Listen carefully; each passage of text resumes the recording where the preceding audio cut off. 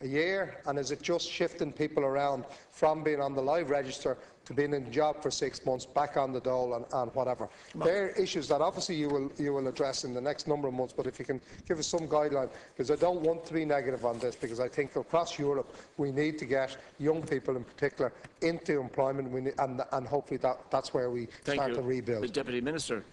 Well, as Minister for Social Protection, in facing into the EU presidency and considering it, almost 2 years ago now, I certainly identified this as being a critical area because, for instance, although in Ireland our unemployment rate, as you know, has moved down, thankfully, we're still at a very high level, and in the case of young people right throughout Europe, it's almost double the over 25 rate of unemployment, because obviously young people coming new to the labour market, there aren't that many jobs available, therefore they, in a depressed labour market, they face particular problems.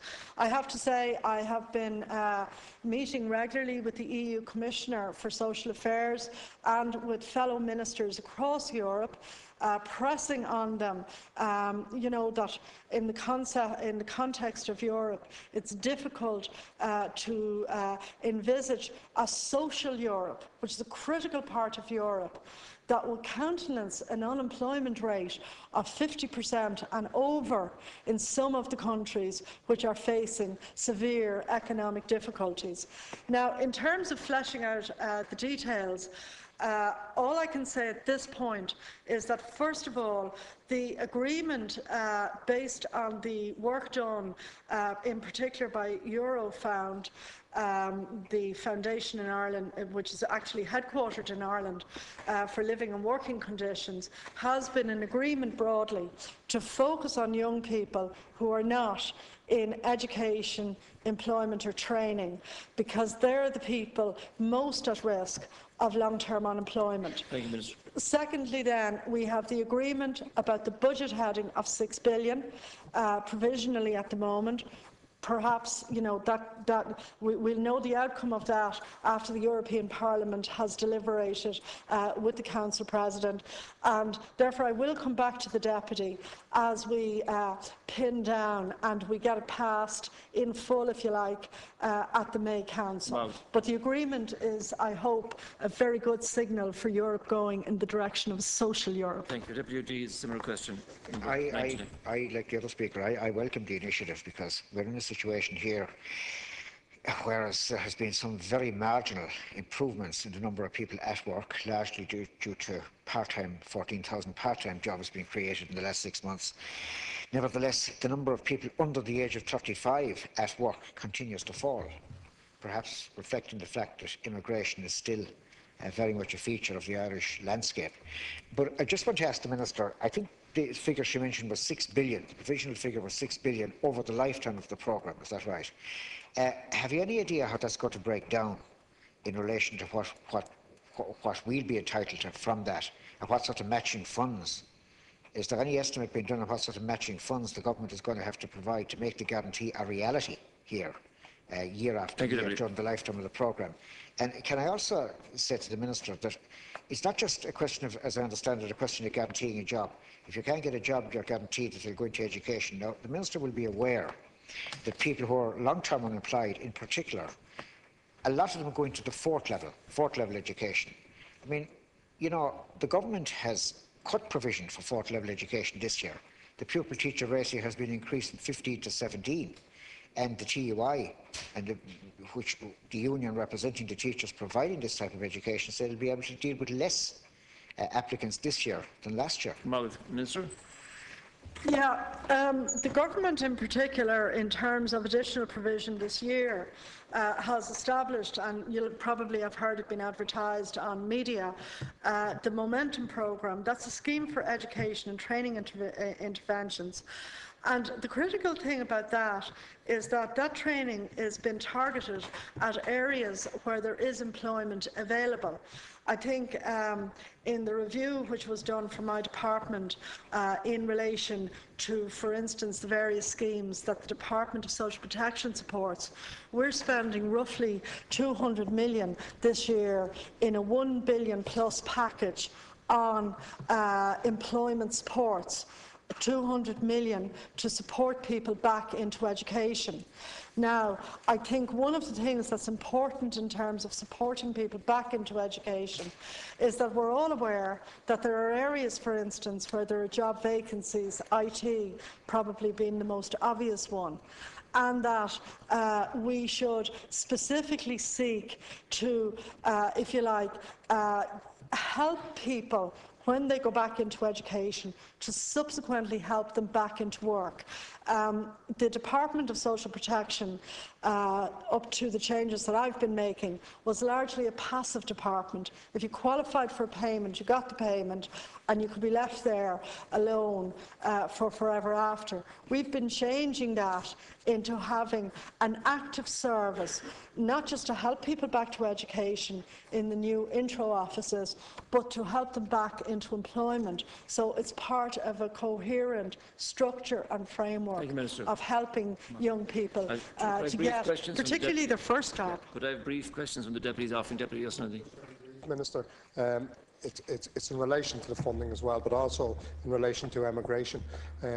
You mentioned the fact that the numbers of unemployed is down, but also the number of employed is up slightly. And given that young people in particular are emigrating in huge numbers, when do you expect this proposal to become live, so that kind of some hope can go out to those young people who are at the current time considering emigrating, and the funding?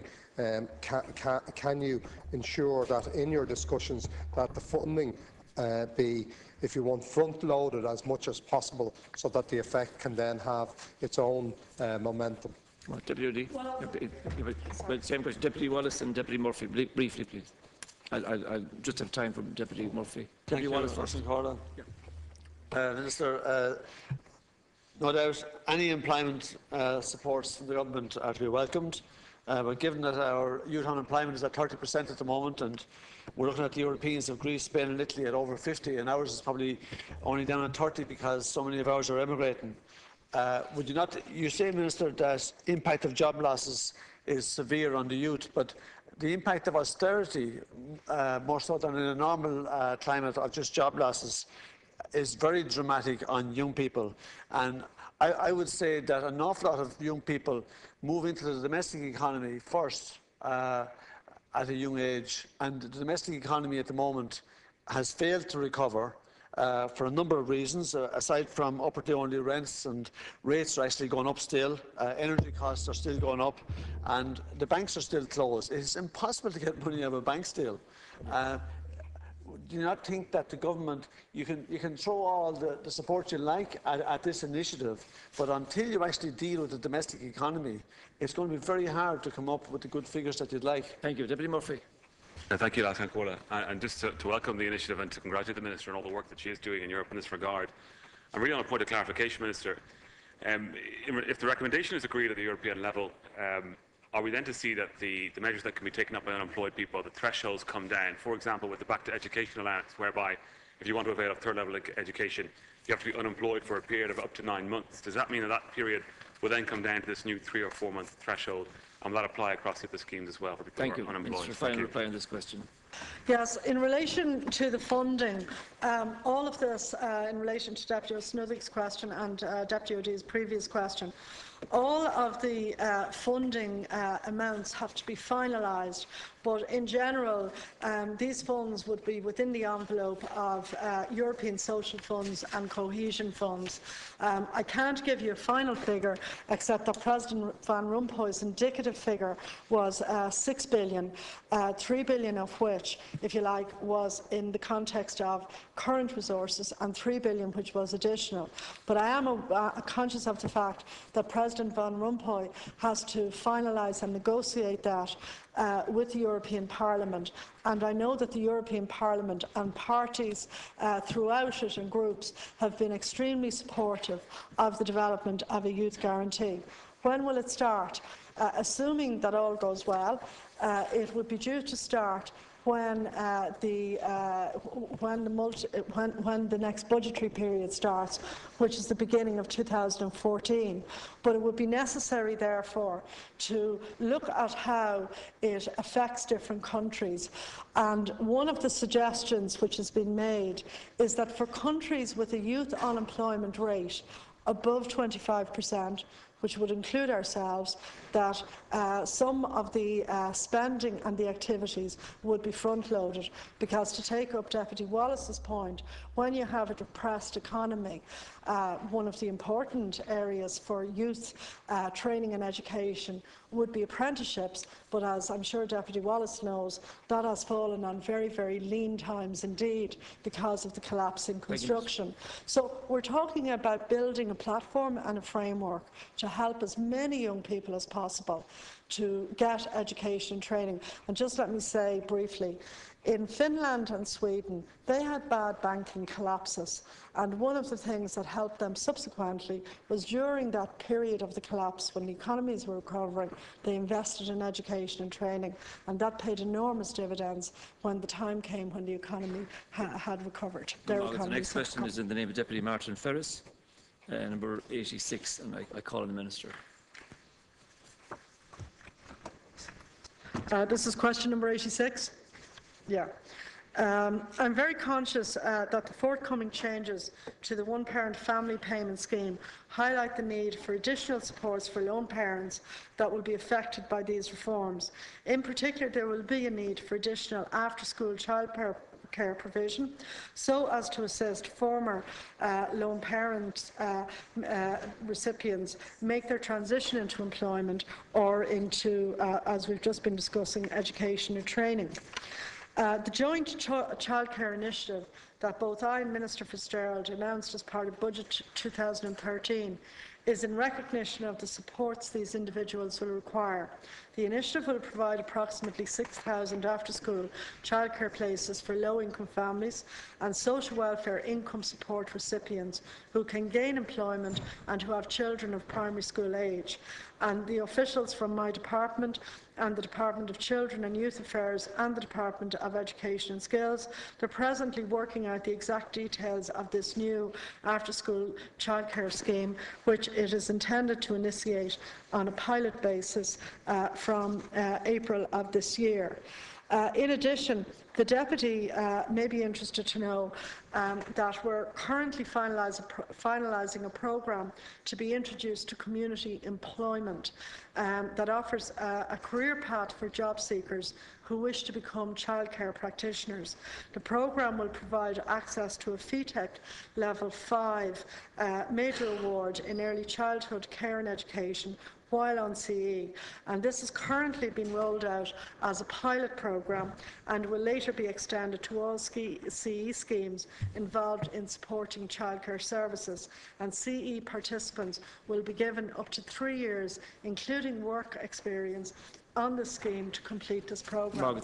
It's pretty much finalised in my department, but I think it will be a good initiative to help lone parents. Minister, at the time that you were introducing the changes to the lone parents, you indicated that you were going to move to a Scandinavian model.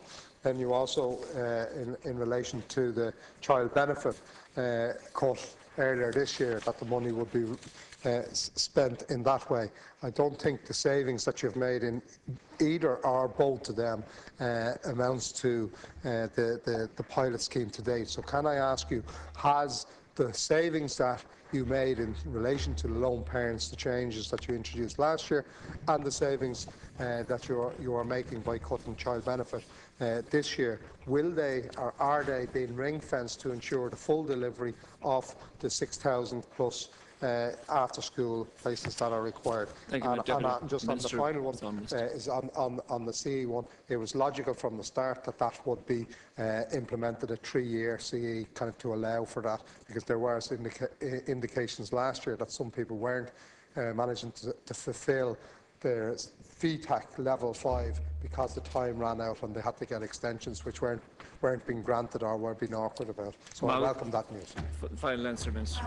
Deputy, and I have to say it's taken a lot of work by very dedicated officials to put the scheme together. So as I said, as we'll roll it out on a pilot basis, I think it will be of a great interest, because certainly going around the country and visiting CE schemes, obviously the whole area of personal care, whether of children in relation to childcare or older persons, is an enormous area which is important, but where there are significant opportunities where if you qualify to the relevant VTAC level, you can actually get very good employment possibilities and offers. Just let me say that the estimate of having a very high level and comprehensive after-school childcare provision in Ireland. It's estimated that if that were rolled out in full, it would be about €1 billion per annum. Now, obviously, in the context of current budgetary constraints, that would be that's quite an ambitious target. However, we have started by allocating the 6,000 additional new after-school places. I know that my colleague Francis Fitzgerald is also looking at a demand which comes frequently from parents interested in a second preschool year, and I know that she's examining that as well. We are currently constrained, it has to be said, by budgetary factors, but nonetheless, as the economy grows, as we gain more savings in relation to the financial re-engineering of some of the bank deals and the bank debts, that is going to provide greater scope to emphasise these very important areas. Margaret, that concludes question time. I have to announce topical issues. I wish to advise the House that 20 deputies have submitted matters under Standing Order 27A, which will be listed in the official debate. The matters raised by the following deputies have been selected for discussion. Deputy Sean Kine, the need to publish the scientific research as well as responses by BIM to queries regarding the EIS on the environmental impact of the proposed salmon fish farm in Galway Bay off the coast of Éireann, and to address all concerns. Deputies Sean Fleming and Robert Troy, funding allocation for housing adaptation grants, housing aid for older people and mobility aid grants scheme to Laois County Council for 2013. Deputy Angus O'Snothy, the negative effects of the funding cuts to youth projects in Dublin City, which are being imposed by the City of Dublin Youth Services Board. Deputy Michelle Mulhern, the need to make provision for 2 intermediate care teams for North and South Mayo to allow for better use of acute hospital resources in the county.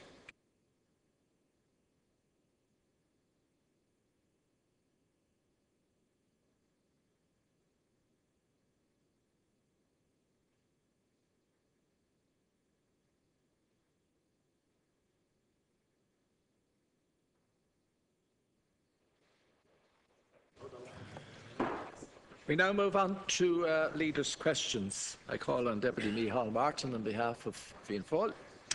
Thank you, Ceann Comhairle. Taoiseach, there are clearly elements of the Croke Park deal which are very unfair to certain workers. A fact, I think, which has been made worse every day by a divide and conquer strategy, a very cynical divide and conquer strategy being deployed by the government. And so we have Gardaí, healthcare workers, nurses, emergency medical technicians, army personnel, and indeed many, many more who seem to have been singled out for particular treatment. And the situation in relation to those particular workers is deeply unfair. Adding to that, there are side deals being done on an ongoing basis. So we see fire personnel, prison officers retaining their double pay on a Sunday, whilst our colleagues in the front line, Gardaí, EMTs and nurses, are being treated in a much more vindictive way. Now, Taoiseach, I would put it to you that if you take a healthcare assistant, for example, whose gross pay is about 27,000 per annum, they're facing a cut of 8%, which will mean their weekly pay packet will be reduced by about €50 per week. Now, if you look at workers earning between 150,000 and 185,000, they're actually getting the same percentage cut as the healthcare worker on 27,000. Now, that is simply not fair, Taoiseach. It is very, very unfair. And the reason is the entire orientation of this deal revolves around how your pay is made up. And basically, two people on the same income in accordance with their pay slip at the end of a week can see and will see a considerably different impact on their take-home pay as a result of this deal, depending on how it's made up. Thank you. Between core pay and shift work premium. Now, Taoiseach, there are thousands of shift workers out there who are on low pay and who work in the frontline services, and part of their normal core hours is to work Sunday and night time. And they depend on the premium payments they receive from these hours as part of their normal pay, and would have received their mortgages and secured their mortgages on that basis. Now, Taoiseach, I would ask you a very basic question. Why has the government decided to single out these workers, healthcare workers, Gardaí, emergency medical technician, nurses, army personnel, for such unfair treatment as a result of this deal? Taoiseach.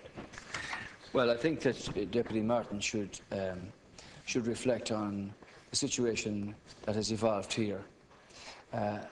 Because of the requirement to have an extra 3 billion of savings by 2015, the take from public pay here is a billion between here and 2015, or 35%, as 35% of the public pay bill is in there. The situation, Deputy, is that the unions and management negotiated this over quite a number of weeks, and the LRC put forward its propositions to the unions for their consideration, for their analysis and for their decision. And in the course of those discussions and negotiations that took place, clearly it's normal procedure that where unions sit at the table and negotiate on the basis of their members, and that letters of clarification issue to unions about specific issues. And that's what's happened here. There's nobody being treated unfairly here, and I'd suggest, Deputy Martin, that the best thing to do now is to allow the period of reflection and analysis that unions require, so that they can discuss this with their members and they can make their decision in the way that unions do, each in their own voting patterns. The arrangements, the outcome of the LRC paper will achieve a good balance of equity across public servants, given the complexity and the range of diversity of public service roles that apply here, as you're well aware over the years. And essentially they seek to ensure that those who earn most pay most. You're aware that those earning over 65,000 are facing direct pay cuts, and those cuts are progressive up to 10% for those who earn in excess of 185,000. And while those under 65,000 will have delays in increments, they will not have their pay cut directly. Now, the elements of the LRC paper have been set out. While all public servants here are asked to make a contribution, those who can best afford it are being asked to make the biggest contribution. Frontline staff did complain that they were being targeted, and it's clear now that they're not being targeted. Their Saturday premia have been retained, and the unions in the talks successfully mitigated the proposed reduction in Sunday premia from a reduction of double time to time and 3/4. And other sectors made significant and proportionate contributions to the overall savings, including teachers and prison officers and so on. So it's very clear that all public service workers take some impact in this agreement, and not just frontline workers. So I'd suggest that the process is now well underway for unions to consider, analyse and decide on their view on the Labour Relations Commission paper, and I hope that they do that. Clearly, Deputy Martin is aware that we made numerous comments about the importance of staying in at the negotiations and the discussions, and it is quite clear that the unions that did stay there did make an impact in terms of some adjustments. But clearly, the Minister has made it perfectly clear that the provisions of the agreement relating to pay and to productivity and reform will apply to everybody, assuming that they are ratified. So nobody is being treated unfairly in this context. Everybody's got a contribution to make. Those who earn most and those who have most will make the biggest contribution. Thank you. Deputy Martin. One of the experienced representatives in the nursing field, for example, has described this deal as the most aggressive, regressive and draconian deal that he ever personally witnessed. But the point I would make to Taoiseach, I asked you a simple question in relation to the healthcare worker on 27,000 and who's now been cut €50 a week, whereas the exact same percentage cut has been applied to someone on 150,000, between 150 and 185,000. That is not fair. And I think on any analysis of a deal, people have an obligation to face up to the realities. And as I said to you, there are thousands of shift workers on low incomes out there who are going to suffer a lot more than anybody else as a result of this deal, and they're under 65,000. I've instanced the healthcare worker. Middle-ranking nurses are going to face up to €80 per week loss. Middle-ranking Gardaí as well. And it seems there is a cynicism at the heart of how this is being organised in terms of the strategy, ensuring that you get the votes to get the deal over the line. And without question, your last comments really speak to that cynicism in the sense that the divide and conquer strategy. But if you're left to talk, certainly we'll make sure you're going to be punished approach. I mean, how can you talk about, in one sector, for example, equalising start-up pay for teachers, but expect nurses starting their careers to start at 80% of what the basic income is? An army private is losing anything up to 14%, while an army general is losing up to 5%. So it's clear inequities in how this is working out for many people on low income, Taoiseach. Thank you. And I think you should look at that. Because this business of saying, if you're in the fire brigade, because we do a side deal with you and you can have your double pay on a Sunday, but if you're a Garda, notwithstanding all the difficult work you have to do and you put your life on the line and so on, we're not going to give you the same treatment. And that's what's going on here. Same with prison officers. We're not doing it with nurses or with healthcare workers or with emergency medical technicians. Deputy, I'd ask you to... There has to be a systemic approach. You can't just say, depending on what union you're in, depends on what deal you get. That's not good enough. I think it's advisable, Deputy Martin, that in this House here, we should express our respect for the trades unions who go about their business in representing their members in the best way possible. Some nurses were represented at the talks, others weren't. The point is that the case you mentioned may be a person who works a very different pattern of work than an average worker every week, and maybe at the extreme end of increments and premium payments.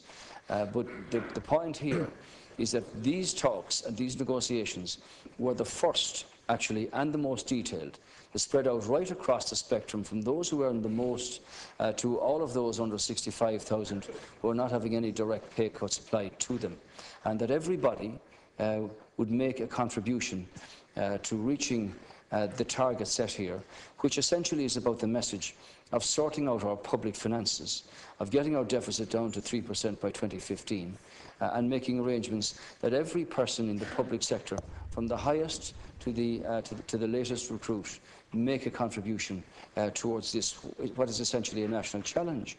Nobody underestimates the difficulty that this imposes for anybody.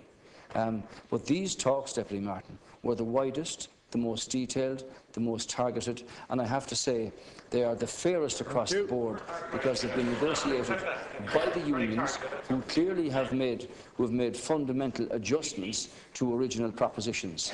And in having that respect for all of those unions, I now want them to have the time to assess, to consider, to decide, give their decision in respect of the paper and the propositions put before them by the Labour Relations Commissions. This is essentially, as the Minister's pointed out, the last of these adjustments, and there will not be another one. And the detail of the programme has already been set out in the paper published by the Labour Relations Commission. Thank you, Deputy Adams. Taoiseach, Easter is at the end of this month, and we're just 3 years away. Okay, we're just 3 years away. Sorry, please. Taoiseach, we're just 3 years away from the centenary of the 1916 Easter Rising. Not the 1916 Christmas Rising, the 1916 Easter Rising. And yet the future of the last headquarters of the 1916 leaders in Moore Street, which is an iconic place in our history, is uncertain and still under threat from developers.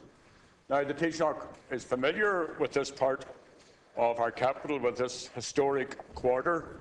You've rightly described it as the laneways of history. Taoiseach, Minister Deenan has on his desk the plans of the developer, Chartered Land, to encroach on 60% of the National Monument 14 to 17 Moore Street and to demolish the battlefield site and most of the lanes of history.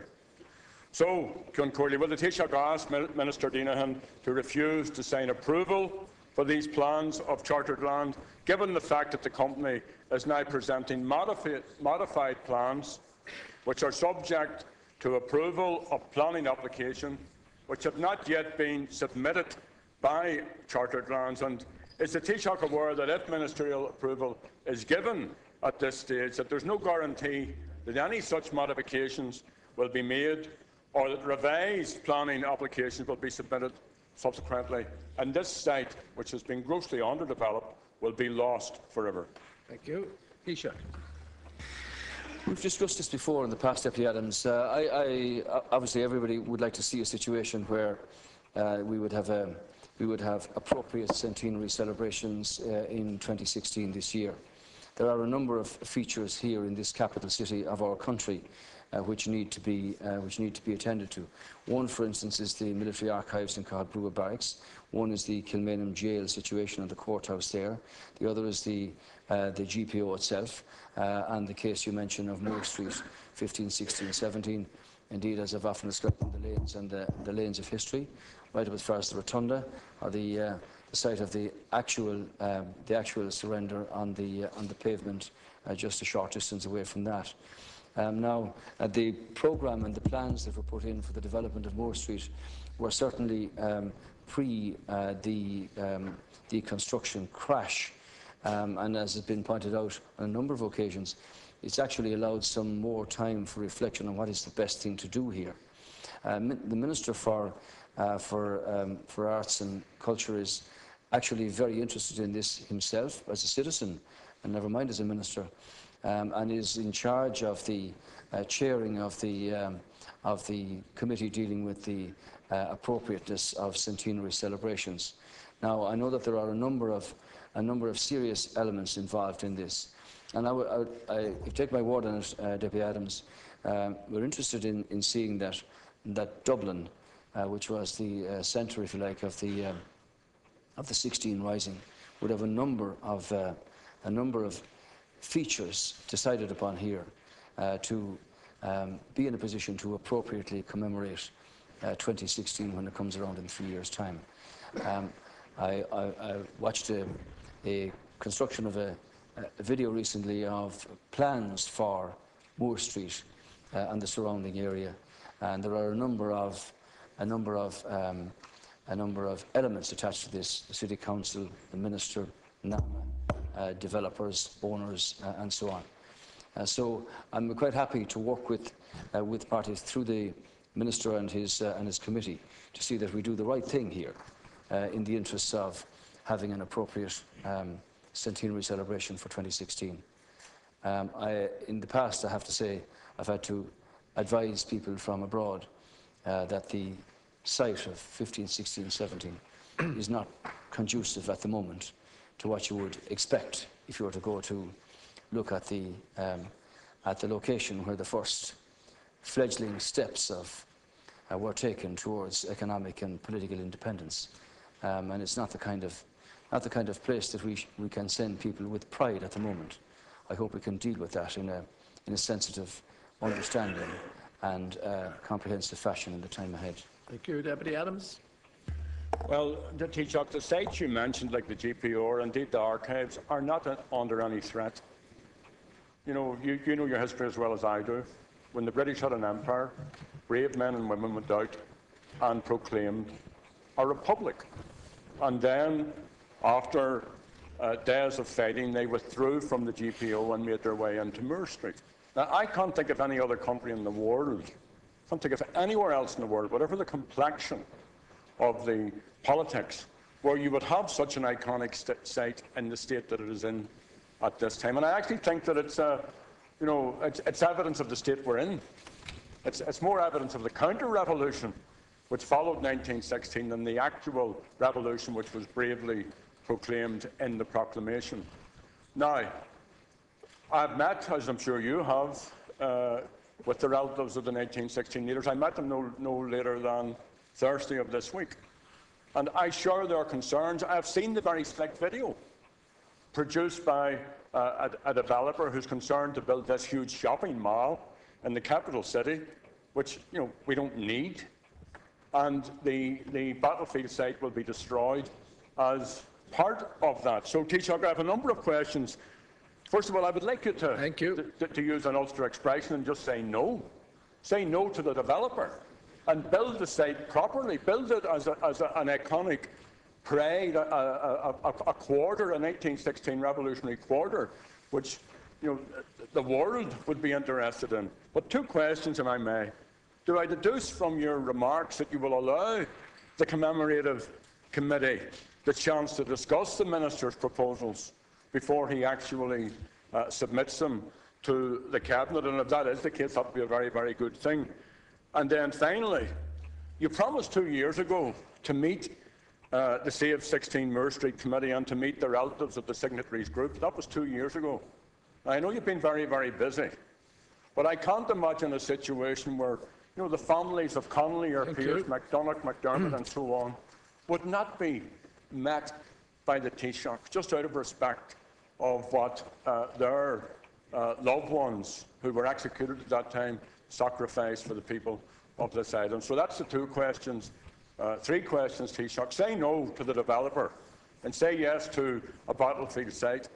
Say yes to the commemorative committee looking at the minister's proposals, and say yes to a meeting that you promised 2 years ago with the relatives.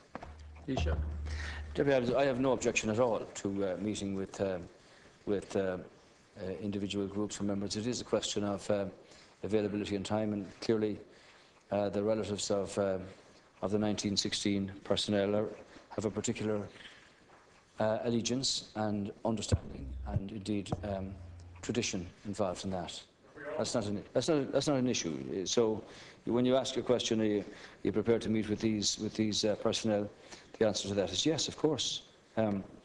Now, the minister, this is not an individual solo run by a Kerry man, I might say, though they're well able to do that. But he is charged with chairing the committee dealing with appropriate centenary celebrations, commemorations. In that sense, I think the vast majority of members of the House here would like to see that this is done in the best way possible for the capital city of our country. I know that the archives are not under threat, or indeed Kilmainham Jail or the courthouse or the GPO. But they're part of all of that tradition, and wouldn't it be a wonderful thing if we could make arrangements, both in terms of the availability of capital to do it, and also the question of Moore Street and that locality. I have been down there on many occasions, and the location where the O'Reilly was assassinated, to the capacity from a tourism perspective for people from all over the world to come to a country which is one of the first small nations to actually achieve its independence in the early part of the last century. Thank you. This is an issue that concerns us all.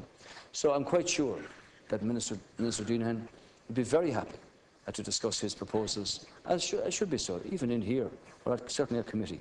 And I spoke to him last week about this because of the necessity to make preparations to see what it is that we can do best for that period. So thank you for your question. I I want you to understand that it is a matter of interest for everybody, and we can report progress to the House as needs be. Thank you. Deputy Boyd Barrett. Thanks, Count Corley. Taoiseach, your so-called property tax bill, in reality, the home tax that you plan to inflict on hundreds of thousands of ordinary, struggling householders in this country, is going through its final stages, being rammed through this House with yet another guillotine this evening. Just as you imposed a guillotine in the debate before Christmas, you're doing it again with this bill to foreclose proper debate and scrutiny of this bill, which will affect the lives of hundreds of thousands of families. The government that promised us a democratic revolution is cynically shredding and manipulating the democracy of this House and this country to impose the diktats of the Troika. But what I want to ask you, Taoiseach, is this attempt to foreclose proper debate and scrutiny of your property tax as a result of a deliberate attempt on your part to hide some of the most obnoxious features of this bill, and in particular, one that I don't think most people are even aware of yet. In the first section of the bill that was passed before Christmas, a specific exclusion of lands and gardens over and above 1 acre will not be calculated, or their value will not be liable to the property charge. Now, this is absolutely incredible, because it means those with sprawling estates and large gardens, which would very significantly boost the value of those properties owned by multimillionaires, will not have those estates and large gardens calculated for the purpose of the property tax, but your ordinary citizen in a semi-detached home with a small garden or backyard will have the full value of their home and the associated property Thank you, Deputy. made liable for this charge. Isn't that proof that yet again, when it comes to this property tax, it is about protecting the super wealthy, the super rich, and imposing the burden of this crippling austerity measure yet again on ordinary low and middle income families with modest incomes who are struggling to pay their bills? How can you justify that, Taoiseach? Taoiseach.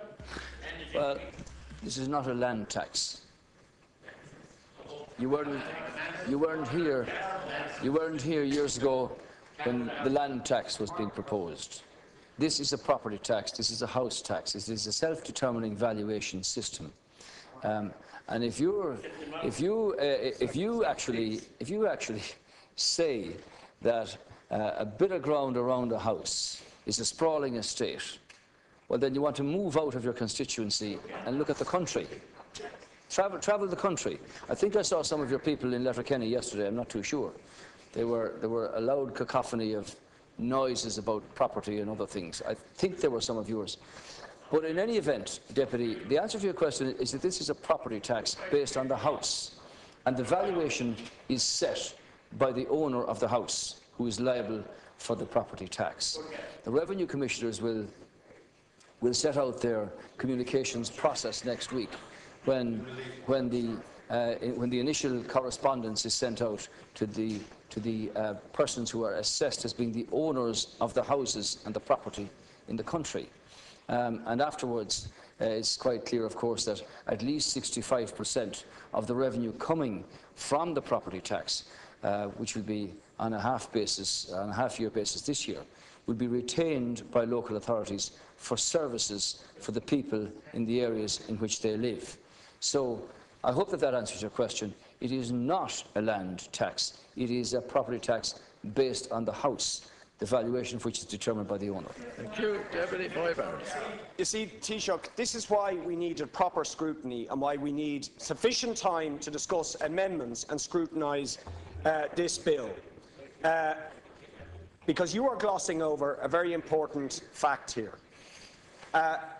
You could easily have amended the legislation such that agricultural land being worked on for commercial purposes would be treated in a different way. But the effect of this is that if you have a sprawling estate, as many of the super wealthy in this country have, not for agricultural purposes, but big estates, big gardens, the value of those will not be taken into account when assessing those people for property tax. The small backyard and the small garden, or the small bit of land, as you mentioned, will be. So ordinary low and middle income people, whether in the city or in the countryside, will be hammered with this. But people with 100 acres of a sprawling estate, the super wealthy, who have huge gardens, will not have the value of those estates calculated for the purposes of this property tax, proving yet again that you are protecting the rich. So isn't it the case that the reason you want to ram through this bill and why you've imposed guillotines and rammed through the property tax before and after Christmas is because you don't want people to know the truth about this tax, that it is protecting your multi-millionaire friends and the super wealthy, and yet again imposing the burden on families that have already been battered with your austerity measures. Taoiseach to reply. Thank you. I'd be interested. I'm interested to know where you got your information about the big gardens and the sprawling estates. It has to be. It has to be. It has to be because of the. Has to be because of the private school education that you received. You must have heard about it from people. Now, understand this. When you talk about gardens for commercial purposes, I don't know whether they've got a bit of a garden yourself or not, or whether you plant a few drills of cabbage or potatoes for selling at the local market on Saturday mornings.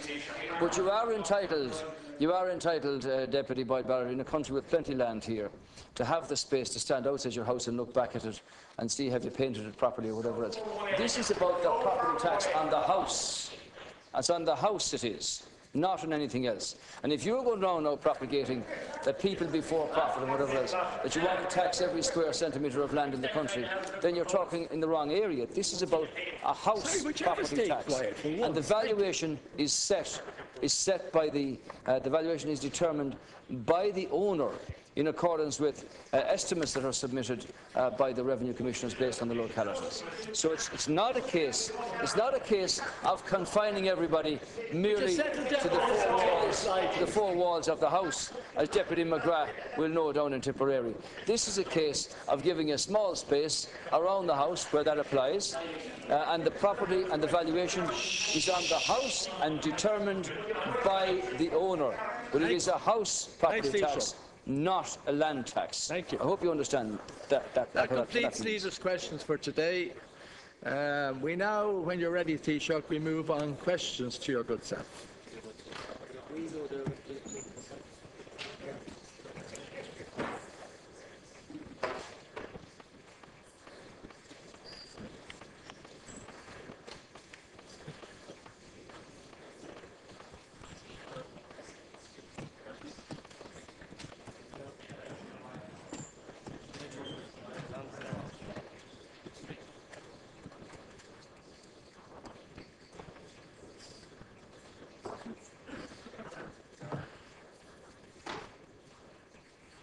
I call question number 1 in the name of Deputy Jerry Adams. Well, I propose to take 1 to 22 together. 1 to 22 together. I attended at the Nobel Peace Prize award ceremony in Oslo on the 10th of December last. While there I availed of the opportunity to have a number of bilateral meetings, including with Prime Minister Stoltenberg of Norway and Prime Minister Thorning-Schmidt of Denmark. During those meetings, I emphasised Ireland's efforts to make legacy bank debt more sustainable and to set out the priorities of the Irish presidency. In addition, I outlined the difficulties we have faced in our economy and the sacrifices that have been made by our people. I attended a lunch meeting hosted by Prime Minister Stoltenberg for the heads of state or government attending the Nobel ceremony as well as Presidents Van Rompuy, Barroso and Schulz. I've met with Van Rompuy, Barroso and Schulz as presidencies a number of times over recent months on presidency-related issues, most recently with Presidents Barroso and Schulz here in Dublin on Thursday last, the 28th of February. These meetings were focused on the main issues in the current EU agenda, especially the Union's future budget. I've also used these opportunities to update the Presidents on the Irish economic situation, including on our banking-related debt.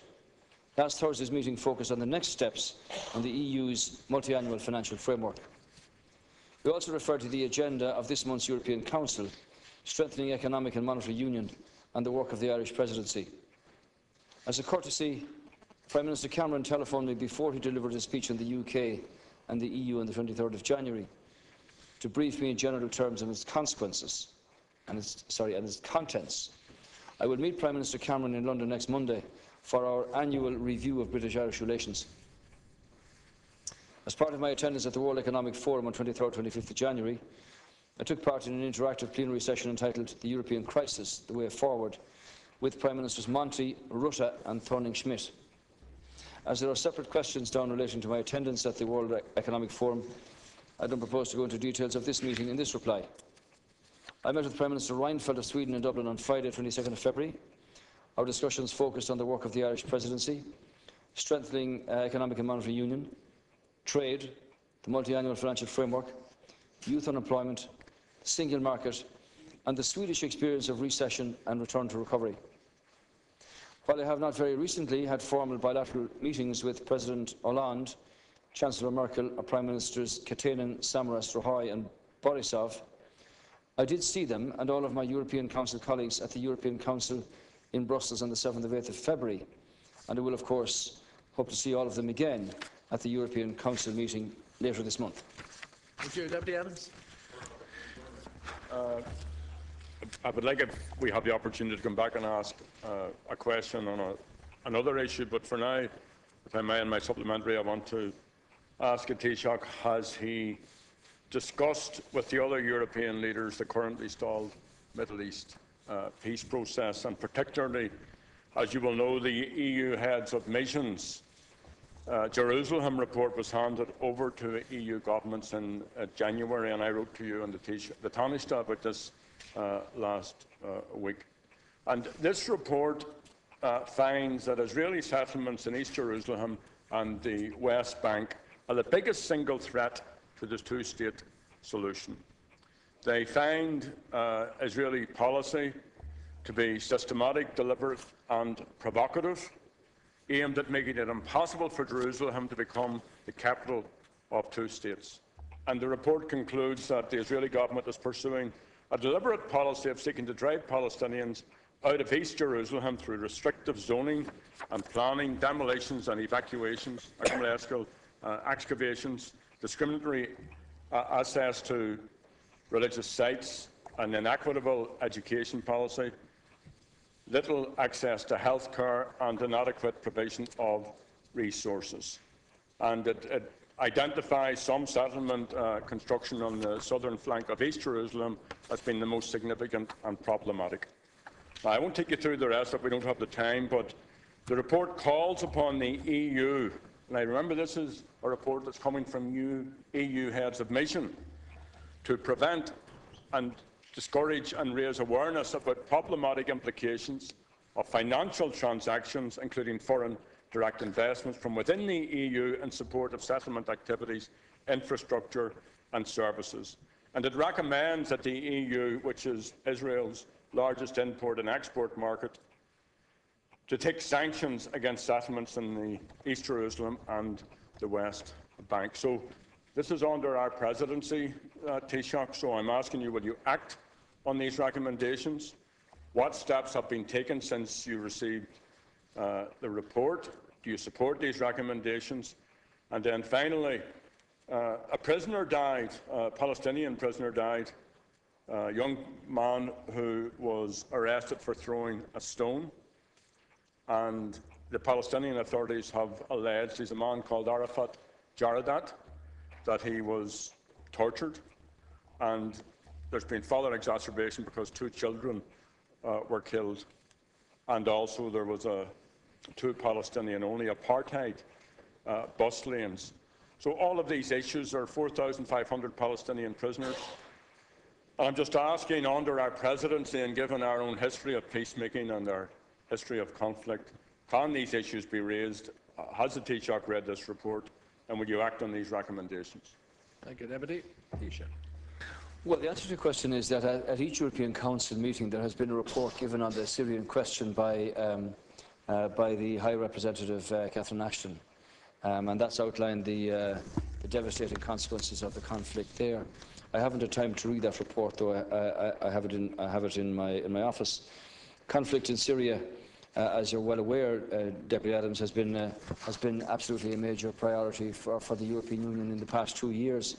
The latest UN estimates put the death toll in Syria at up to 70,000 lives, including over 500 children.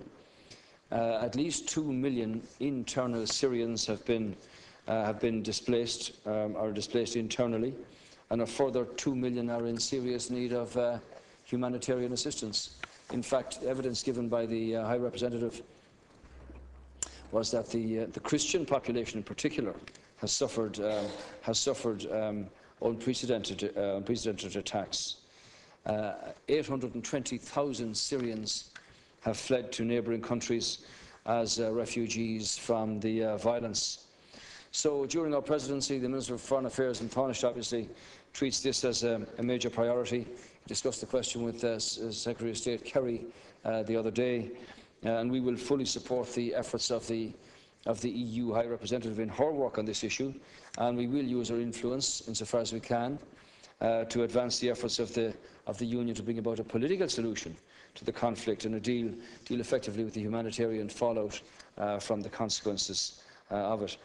Clearly, Ceann, we have to continue to focus our efforts on finding a way to end the violence and initiate a political process. So we are supportive of the mediation efforts led by the UN, Arab League Joint Special Envoy Brahimi, in search of a political breakthrough, and we call upon the political opposition in Syria, led by the Syrian National Coalition, to work much closer with the Special Envoy. We also welcomed the initiative by the Syrian National Coalition President Sheikh al-Khatib in proposing direct talks with the Syrian regime, and the efforts that are going on from a diplomatic perspective to give effect to that initiative and to promote the beginning of dialogue that might lead to a process of peace here. So Ireland as presidency in the EU will remain actively engaged in addressing the appalling humanitarian situation that has arisen since this crisis began. The government allocated an additional €4.7 million in Irish aid funding and emergency supplies to help meet the needs of some of the civilian population in Syria. That brings the total value of the Irish government's response to the crisis to just over €7 million. We've been very supportive of efforts to refer the situation in Syria to the International Criminal Court, and we've been at the forefront of EU efforts in this regard and will continue to be so. I might add as well, Deputy Adams, that when I had the privilege of meeting with former Secretary of State Hillary Clinton here in Dublin, we discussed this in the course of our conversation, and she actually left government buildings to proceed to a direct discussion with the Special Envoy Brahimi in regard to the question in Syria.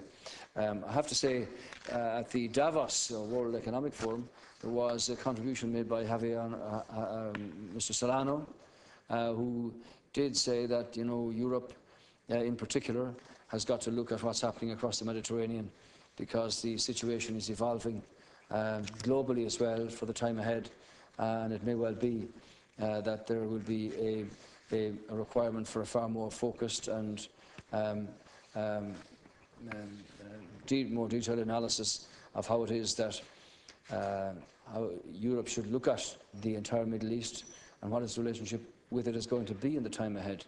Clearly, the two-state solution has been a central feature of this for very, very many years. But starting with the Arab Spring, it's moved around the perimeter of the Mediterranean, and Syria, unfortunately and tragically, is a very bad case. So insofar as Ireland is concerned, both as a member of the Union and as the presidency, we will we will proceed in respect to the actions I've mentioned here.